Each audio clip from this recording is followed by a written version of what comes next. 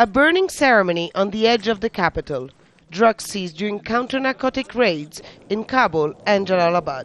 Today I show our commitment to the international community, our neighboring countries and the region.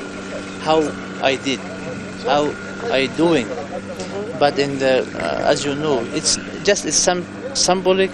Opium, heroin, hashish, in total 16.5 tons of drugs and chemical precursors, a fraction of the estimated 6,900 tons produced here last year alone. It's a catch worth millions of dollars that would have otherwise made its way to the markets and fueled the war here further. But the problem lies down the chain among the farmers who have no other choice but to grow poppy. Destroying poppy fields was the main pillar of counter-narcotics efforts during recent years in Afghanistan. It was a policy that backfired when farmers weren't offered any alternatives.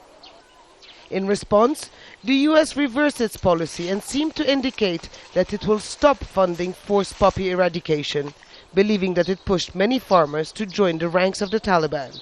The group's income out of drug smuggling reached over $300 million in 2009. That was seen as a problem, and they correctly backed off from that. But now we're seeing that there's been forced poppy crop eradication down in Helmand during this big Marja operation.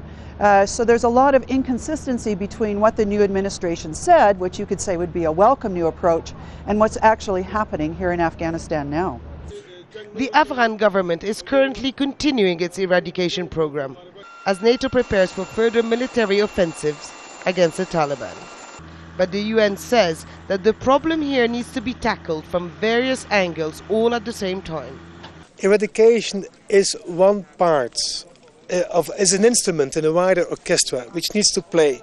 But as with the polk in the orchestra, you cannot play it continuously. You need to know when to play it.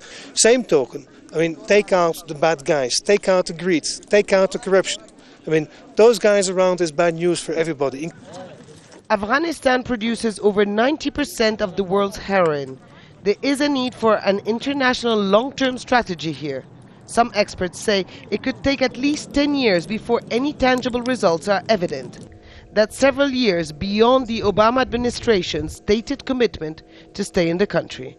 Hoda Abdel Hamid, Al Jazeera, Kabul.